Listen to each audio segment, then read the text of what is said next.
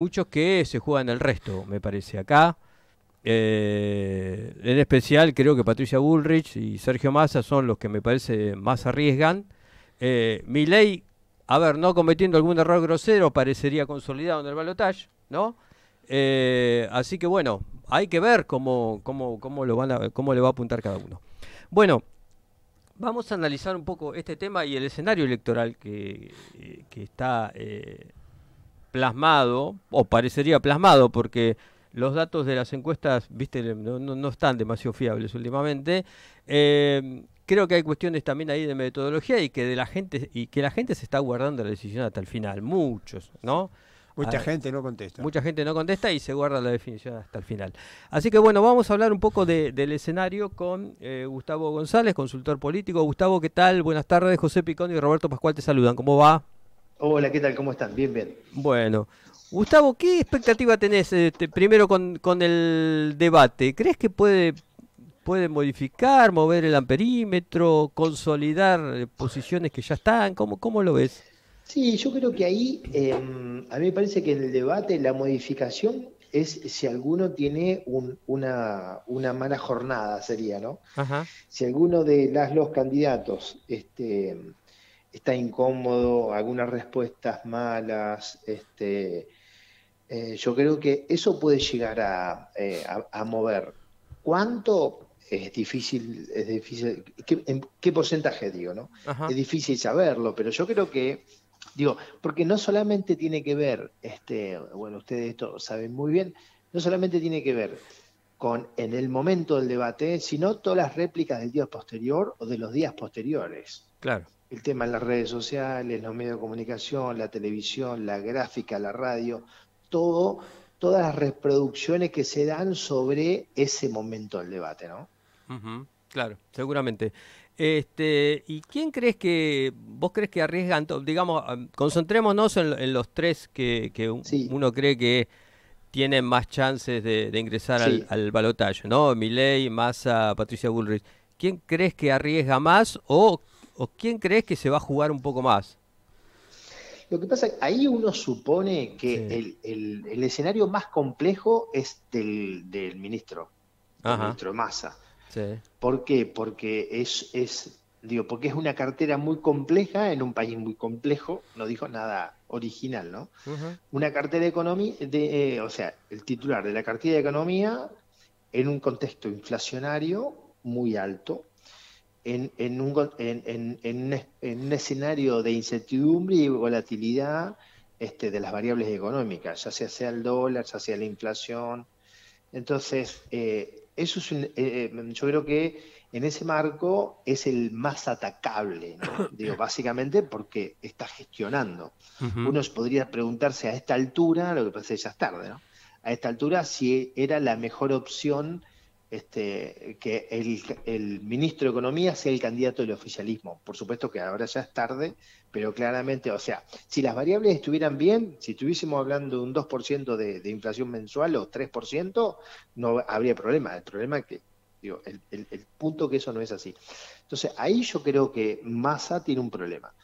Después, a mí me parece que Burrich también, digo, a Burrich no está pudiendo lograr consolidar el voto de la interna de Rivera Larreta. De hecho, por ejemplo, ¿no? La agrupación Franja Morada de La Pampa ha dicho que no, que Burrich no lo representa. Ujú. Y es decir, que no le van a votar. Entonces, eso también la pone en crisis a Bullrich como el candidata de ese espacio. Digo, por ejemplo, todos sabemos que Cambiemos, básicamente son tres grandes espacios, ¿no? El radicalismo, el PRO y la coalición cívica. Bueno, hace mucho que a Carrió no se le escucha, Sí. hace muchísimo tiempo, una persona muy verborrágica. Bueno, entonces, claramente tampoco está Bullrich representando a la coalición cívica, a Carrió, a ese espacio político. Entonces, lo que uno ve también ahí, que hay algunas complicaciones en donde los candidatos opositores le pueden decir, bueno, Macri, por ejemplo, le pueden decir tranquilamente a Bullrich, pero Macri a quién apoya, ¿a Bullrich o a Milei? Y por el lado de Milei, lo atacable, digo, son sus declaraciones que son muy cambiantes. y muy complejas. Por ejemplo, el tema de la venta de órganos, el tema de las armas. El tema de la dolarización es muy complejo porque el Fondo Monetario Internacional ha salido a decir, Estados Unidos ha salido a decir, las grandes empresas norteamericanas que no están de acuerdo y los principales socios comerciales de Argentina, básicamente Brasil, tampoco están de acuerdo con la dolarización y están muy, muy preocupados. Entonces me parece que, digo, ¿no? Los tres candidatos tienen lugares donde pueden caberle críticas o diferencias, ¿no? Eh, Creo que hay una expectativa muy grande con respecto al próximo debate. Eso se debe a que están tan juntos que un punto que por ahí en otro debate no habría significado gran cosa, en este puede cambiar el resultado. Por ejemplo, de quién entra y quién no al balotaje. Sí, nosotros en algunos estudios que hemos hecho ha salido, que tiene que ver con esto que ustedes planteaban, ¿no? El tema de las encuestas, a nosotros nos ha salido un voto bronca, pero también un voto vergonzante. Es decir, que hay gente que tiene un voto definido, pero que no lo dice. Entonces, yo creo que también ahí, digo, tiene que ver con esta expectativa. Bueno, ¿qué va a pasar con ese debate? ¿Qué se van a decir entre ellos? Todos sabemos que Milei es muy verborrágico. Bueno, la pregunta, por ejemplo, es, ¿va a ser muy verborrágico en ese debate o va a estar más medido? Porque lo cierto también es que él está teniendo, por lo menos en televisión, ¿bien? Una actitud mucho más medida que hace que el año pasado, por ejemplo, ¿no? Sí, sí. En sus irrupciones televisivas. Entonces, también me parece que tiene que ver con esto, ¿no? Y después recordemos que recordemos que los debates presidenciales es por ley, ¿no? Eso está regulado. Y los últimos debates no solamente se habló de lo que decían, sino también se habló, por ejemplo, de lo que vestían, cómo vestían, qué asesores estaban ahí. Entonces me parece que también hay un clima o hay un contexto también donde se miran un montón de cosas o que la sociedad está mirando un montón de cosas y los medios de comunicación. Claro, no, También los seguro. medios de comunicación. Gustavo, hablaste de un tema muy interesante que en algunas mediciones te sale ese voto vergonzante que no Sí, te, sí. hay un voto vergonzante que dice que no te dice a quién va a votar justamente Ujú. por ese factor, vergüenza. Eh, ¿Ahondaste un poquito más? ¿Qué fueron votantes en su momento en 2019 del Frente de Todos, votantes de otros espacios? ¿Sondeaste un poquito más profundo eso? Sí, y en realidad lo que apareció es que es un voto oculto de gente enojada. Entonces, hay Ajá. un voto de gente enojada que lo verbaliza, mirá, la verdad que yo estoy enojada por estas condiciones y voy a votar a tal candidato, y hay un voto oculto de gente enojada. Lo que también pasó de las PASO ahora, ¿no? De las PASO a este escenario, es que, básicamente voy a hablar de mi ley, se dieron un montón de movimientos que no se habían dado antes. Ejemplos de esto. Los curas o los sacerdotes hacían por los pobres en Córdoba y acá en Cava haciendo manifestaciones y misas en apoyo al Papa en contra de las posturas de Milei. Cartas de intelectuales, cartas de la comunidad judía, también en contra de las posturas de Milei. Entonces, la pregunta es cómo eso se va a traducir en términos electorales, ¿no? Digo, Sí. el peronismo, básicamente los varones, si ustedes quieren, los intendentes del conurbano, aceptando públicamente que de alguna forma apoyaron las listas de Milei. Bueno, hay que ver ese no apoyo cómo se traduce en términos electorales. Entonces me parece que hay un montón de interrogantes que están dando vuelta más sobre la figura de Milei que sobre la figura de Bullrich. Yo creo que Bullrich está muy complicada como para entrar al balotaje. Claro. Y de hecho, lo que uno ve es, por ejemplo, Morales, yendo en términos concretos, ¿no? Si ustedes se acuerdan, esa famosa convención del radicalismo, en donde se acuerda, y con el PRO, ahí había dos posturas, Sí, acordar con Massa o acordar con Macri. Sí. Entonces, hay algunos, de hecho, Ricardo Alfonsín, embajador argentino en España, empezó a armar un núcleo político de apoyo a Sergio Massa. La otra vez, no hace mucho, se armó un local partidario, ¿no? Se Sí, sí, inauguró acá en La acá en Plata. La Plata, Entonces, sí, un Ateneo. Sí. claro, claro, Me exactamente. parece Todo negocio, ese sí. tipo de movimientos se va a traducir políticamente, para mí sí. ¿En qué porcentaje? Bueno, ese interrogante, ¿no? Claro. Y Gustavo, ¿y cómo ves a dónde crees que debería intentar Bullrich, digamos, esta épica de remontada, si querés, porque parece varios puntos atrás? Como decías vos, primero le está costando galvanizar el voto Larreta, digamos que es un voto que Sí. se le está escurriendo en algún punto, dicen que recuperó algo, pero no lo está pudiendo retener básicamente, y vos mencionabas a sectores del radicalismo que por ahí no están a gusto con Patricia Bullrich. Y este discurso de orden y antikirchnerismo, ¿vos crees que es lo suficientemente seductor como para remontar o debería intentar alguna otra cosa? No, a mí me parece que no. A mí me parece que o sea, la no si querés, lo que decís vos, ¿no? La no consolidación del voto de Larreta tiene que ver básicamente con torpeza de la misma Patricia Bullrich. Por Ajá, ejemplo, ¿qué lugar tiene Rodríguez Larreta en el espacio de Patricia Bullrich en la campaña? Ninguno. claro. ¿Qué lugar tiene Morales, titular del radicalismo? Ninguno.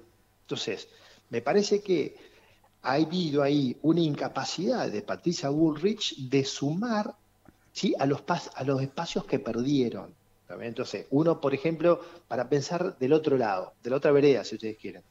¿Está bien? Sí, En la interna de Massa, con Grabois, digo, Grabois claramente se subió y entonces uno dice, bueno, inclusive hasta menos puntos, ¿sí? sí, Representa muchos menos puntos. Pero lo que uno ve, por ejemplo, en la movilización de hoy de la CGT, van a estar en los movimientos sociales y va a estar en los movimientos sociales a los que representa Grabois. Entonces me parece que ha sido en esto más inteligente el oficialismo en contener la totalidad de esa interna, ¿sí?, que en la principal oposición. Y ahí me parece que el factor es Patricia Bullrich. Digo, claro. porque uno puede decir, bueno, sus problemas para explicar la economía que le puede pasar a cualquier candidato o candidata a presidenta está claro y lo soluciona con Melconian. Sí. El problema es que ella sigue hablando de economía sin saber explicar qué cosa quiere hacer, y sigue sin sumar a Rodríguez Larreta. Digo, y el tema es que Rodríguez Larreta es una persona con mucho conocimiento, ¿está bien? Y que alcanzó un porcentaje, esta fórmula alcanzó un porcentaje importante de votos. Y Claro. ahí, digo, es Bullrich, ¿no? Sí. Volviendo un poco a Milei, Ujú. el tema este de la impronta que tiene Milei ante los medios y de alguna manera lo catapultó como personalidad rebelde, ¿no le puede jugar un poco en contra en el momento del debate que tiene que ser a la vez moderado y mantener ese perfil? Y ahí veo una complicación. Sí, sí, sí. Yo creo que Milei termina siendo un problema para la Argentina, en este sentido. Es un candidato que no, digo, la fórmula con Villarroel nos retrotrae, digo, o Villarroel nos retrotrae una Argentina, digo, que no queremos vivir. Básicamente por las declaraciones de Villarroel y por las posturas que toma la candidata a vicepresidenta. Las posturas del candidato Milei son unas posturas que en la sociedad argentina uno no está acostumbrado a escuchar y Ujú. que claramente no querría escucharlas, como por ejemplo, cualquier argentino podría vender sus órganos. Sí. O cualquier argentino podría hacer uso, tener armas en su casa y hacer uso de ellas. Entonces me parece que hay un giro en las democracias, básicamente, vamos a hablar de América, porque ha pasado en Brasil con Bolsonaro, ha pasado en Estados Unidos con Trump, está pasando en Argentina con Milei.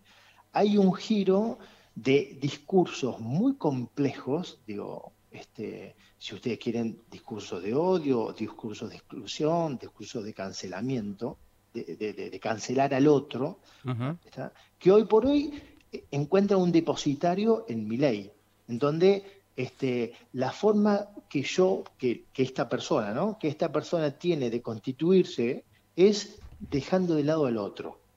Sí. No hay una forma, no hay. Entonces, Milei establece una construcción política a partir de el rechazo a otras agrupaciones políticas. No a partir de, entonces se construye a partir de, no de adversario político, sino a partir de la constitución de un enemigo, amigo o un enemigo. Claro. Entonces me parece que eso es un problema para la democracia como sistema político. No, seguro, pero a ver, me gustaría por ahí reflexionar un poquito más por qué aparecen estos fenómenos. Digo, uno que nos ayudes a pensar esto. Digo, Milei, la emergencia de Milei en la escena pública argentina, a lo mejor, digo yo, tiene que ver con los fracasos de dos gobiernos, ¿no? Consecutivos, digo, el de Mauricio Macri, que fue un defraudador de ilusiones, digamos, en algún punto, Sí, sí. y lo de Alberto Fernández, que también desafió, defraudó el contrato social con el que fue electo el Frente de Todos. Digo, también hay una responsabilidad, digo, no lo responsabilizo a las dos coaliciones del discurso de Milei, y eso es una cuestión de él. Digo, pero la emergencia de un personaje de estas características o de un candidato con estas características, a lo mejor tiene que ver con esta sociedad que se vio defraudada con dos gobiernos a los que votó seguramente buen porcentaje y que ahora dice, en vez del 2001, en vez de anular el voto, bueno, voto a este candidato, ¿no? Digo, a lo mejor hay parte de eso quizá también. No, yo creo que, digo, está claro que la democracia tiene deudas como sistema político.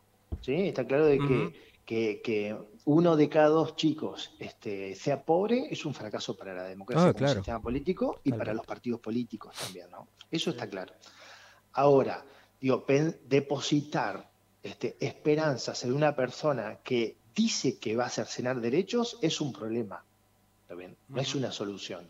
Es agravar los problemas que están establecidos como tales. Entonces, digo, la otra vez, charlando en una entrevista, me decía, bueno, digo, pensemos en las promesas, pensemos en las promesas de los candidatos. Entonces, decir, bueno, dice Milei, no va a haber Banco Central. Entonces digo, bueno, pensemos en qué países del mundo no tienen Banco Central. Entonces, ningún país desarrollado del mundo existe sin Banco Central. De hecho, digo, esta idea de desaparecer al Estado. Bueno, los países desarrollados tienen más Estado. De hecho, Europa tiene un superestado, que es la Comunidad Económica Europea. Entonces, el problema es que no estamos escuchando lo que nos dice Milei. No, claro. Ese es el problema, como sociedad. Entonces, la pregunta es, bueno, ¿está bien que la gente esté enojada? Claramente que la gente tiene razón de estar enojada con los partidos políticos, con los políticos. Eso está claro. ¿Está bien? Y eso uno lo ve, y si querés, hasta uno también está enojado. Cuando va al supermercado, cuando va a la carnicería, la verdulería, cuando hacemos las compras, cuando lo que sea. Ahora, digo, pensar que este emergente, ¿está bien? Digo, que, como decís vos, este emergente puede llegar a depositarnos en un lugar mejor, es un error. Ahora, ¿por qué crees, Gustavo, que entonces permea tanto el voto a Milei si uno analiza el voto, en especial en el Gran Buenos Aires, el voto joven de los varones, sobre todo, a Milei fue muy contundente, digamos. Y si vos haces los cortes etarios de las encuestas, la franja social de 16 a 29, Milei incluso supera al kirchnerismo, eso es un sector social que fue patrimonio, si querés, del kirchnerismo durante muchos años. ¿Qué está pasando ahí? ¿Qué crees que está pasando en ese grupo social? Que claramente, o el kirchnerismo, o el peronismo, el radicalismo, recién hablábamos de Franja Morada, el PRO, la juventud del PRO, claramente no están interpelando en términos concretos a la ciudadanía, no están escuchando a la gente. Digo, un ejemplo de esto es, las redes sociales, bueno, son muy importantes en los jóvenes. Bueno, la performance que está teniendo Massa, la fórmula, si ustedes quieren, de Unión por la Patria, o la fórmula de Cambiemos, no son buenas en redes sociales. Entonces, me parece que tampoco, digo, ahí nos están dando una ingeniería en términos comunicacionales. Bueno, ¿en dónde encontramos los jóvenes? Bueno, y después yo creo que no lo hablamos, pero a mí me parece que también el fenómeno Milei también tiene que ver con el tema de los medios de comunicación. Digo, porque para los medios de comunicación también, la televisión, hablemos de la televisión, Milei era un personaje que daba rating. Entonces yo, la verdad que, voy a hablar de La Nación Más, yo veía La Nación Más y nunca la ponían en crisis. Esto se llaman estrategias de autorrepresentación. Entonces, y el enmarcado, hay un concepto que se llama framing. Bueno, entonces cuando vos a la persona dice lo que dice, que decía barbaridades, esta idea de cualquiera que pueda vender el órgano, que los quiera vender, ¿está bien?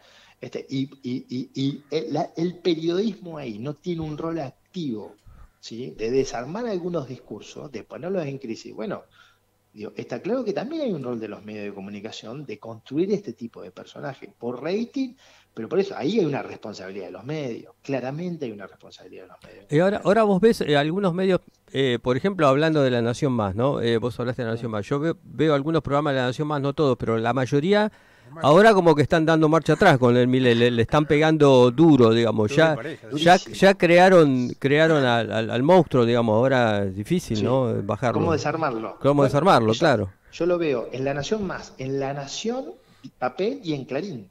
El esfuerzo que hacen para desarmar el Milei es gigantesco. Entonces, la pregunta es, de nuevo, si es suficiente y otra vez sobre el rol de los medios de comunicación, que siguen siendo importantes. Digo, hay toda una discusión en la teoría, digo, de la comunicación ahora acerca de si las redes sociales ponen o no en crisis la capacidad de los medios de establecer agenda. Nosotros hacemos mucha investigación de campo, nosotros decimos que no. Los medios de comunicación siguen estableciendo imaginarios sociales. Entonces, la pregunta es, ¿los medios de comunicación no tendrían que tener en cuenta este tipo de cosas? Y claramente para mí que sí. También los medios de comunicación. También hay responsabilidad en la política, en los partidos políticos. Por supuesto que hay responsabilidad en los partidos políticos. Digo, por ejemplo, una de las cosas que uno ve también, que nosotros vimos, es que el desacople de las elecciones provinciales a las nacionales también hizo que Milei, por ejemplo, porque recordemos que Milei no ganó ninguna elección provincial. Claro. Ha tenido performance de menos de 10 puntos, sus candidatos y candidatas. ¿También? Entonces aparece un emergente que es algo muy raro, no tiene partido político. Recordemos que los partidos políticos en la Argentina o en cualquier sistema democrático son muy importantes porque son organizativos de la vida democrática, si ustedes quieren, ¿no? Entonces, bueno, no hay partido político atrás de Milei. Entonces, bueno, ¿a quién va a representar? ¿Cómo se va a consolidar? ¿Cómo va a ejercer ese poder en un hipotético, ¿no? Escenario? ¿Cómo va a ejercer? ¿Cómo va a convivir con el Congreso? Entonces, son más interrogantes que certezas. Seguro. Sí, no, evidente. ¿A vos te parece que, o tenés de alguna manera medido que esta reacción, digamos, en cadena de casi todos los medios para pegarle ahora sí a Milei, o si no a Marra el otro día, que fue bastante evidente el tema, ¿tiene algún efecto? ¿Lo tenés medido de alguna manera? La verdad que no. A mí ustedes recién hablaban de las encuestas, descreamos de las encuestas. Hay un viejo texto de Bourdieu, un sociólogo francés, que dice que la encuesta es un instrumento político. Entonces, todas las encuestas están midiendo mal. A nosotros la verdad que cuando medimos también nos dio, por lo menos en referencia a las PASO, ¿no? A nosotros nos daba menos, la verdad que nos daba menos, claro, de lo que sacó. Pero lo cierto es que cuando las encuestas son online, la encuesta real es la domiciliaria y no la está haciendo nadie porque es carísima y es muy compleja para hacer. Entonces, hoy por hoy lo que parece es que está Milei primero, está Massa segundo y Bullrich tercero. Yo aseguraría que hay balotaje, es decir, no hay posibilidad de que Milei gane en primera vuelta, porque eso significaría que Milei o tiene 45 puntos o tiene 40 y una diferencia de 10 con el segundo. No hay un escenario de eso. Pero me parece que hay muchísimos movimientos, de nuevo, de medios de comunicación, de la iglesia, que hay que ver cómo del peronismo en el conurbano. Yo creo que Massa está haciendo estuvo en el sur, hizo un encuentro muy fuerte con 70.000 personas en Neuquén. Bueno, hoy está el tema de la CGT. Eso es, ¿cómo se traduce en términos concretos? Y es bastante difícil, dimensionarlo, ¿no? Porque muchas veces la gente está en otro lado. Sí, la última actuación fuerte de la iglesia, si querés, en una campaña fue en 2015, ¿no? En la provincia de Buenos Aires. los rezos en contra de Aníbal Fernández, ¿no? De Aníbal Fernández. Eso fue fuerte, digamos. Exacto. Se tomó dimensión después de eso, pero hubo una fuerte intervención ahí de Iglesia. Hay que ver ahora porque en ese momento había un enojo social, pero no era de la magnitud del que hay ahora. Hay que ver cómo permea eso, ¿no? Bueno, veremos. Sí, Y el factor sí, feminista, exacto. eso también agregaría, ¿no? ¿Cómo, El perdón? factor feminista, ¿no? La movilización de las mujeres que, bueno, que le aparecieron así como nuevo objetivo a Milei, ¿no? Sí, sí, sí. Sí, porque también tiene un discurso muy violento. Digo, de nuevo, ¿no? Un discurso que está tratando de manejar. De hecho, no sé si lo han visto, en las últimas apariciones televisivas, él pone en que los medios de comunicación me dicen que soy violento, los medios son violentos conmigo. Sí. Bueno, Sí. Pero bueno. Bueno, veremos. Gustavo, la última. ¿Cómo ves el escenario de... no podemos, con nuestro genio. está bien. ¿Cómo ves el escenario de la provincia de Buenos Aires hoy? Electoral, No, digo. yo creo que ahí a mí me parece que hay más posibilidades recordemos que en la provincia se define por un voto, ¿no? Claro.